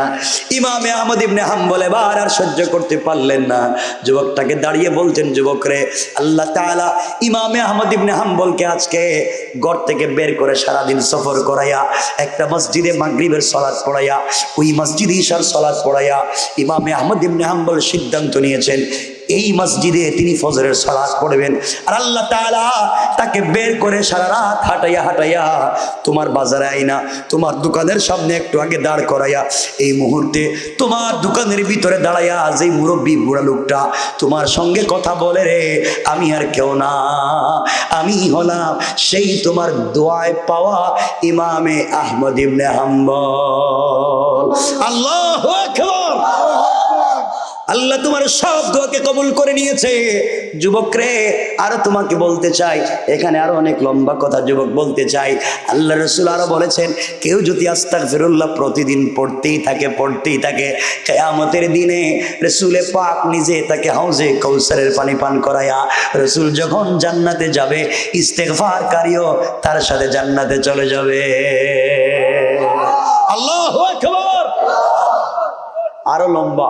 এবং যুবকের সাথে ইমামে আহমদ ইবনে হাম্বলের কথা হলো, নিজের পরিচয় দিলেন, সত্য কি সে চিনল কিনা, কেমনে চিনল, এরপরে কি হলো, তিনি কেমনে বাড়িতে গেলেন, যুবকের কাছ থেকে কেমনে বিদায় নিলেন, সব রাইখা দিলাম। আর সামনে যেতে চাই না। রাত্র শোয়া একটার উপরে হয়ে গিয়েছে। এতক্ষণ কথা বলছি, আপনাদেরকে গুণ বলার কথা ছিল কয়টা? আমরা কয় নম্বরে আছি? এখানে থাকলো, আর সামনের দিকে যেতে চাই না। অনেক রাত আপনারা বসে আছেন, আপনাদের জন্য দিল থেকে দোয়া থাকলো, আপনারা আমার জন্য দোয়া করবেন। আল্লাহ আমাদের সবাইকে কবুল করুক, এই সংগঠনের সবাইকে কবুল করুক।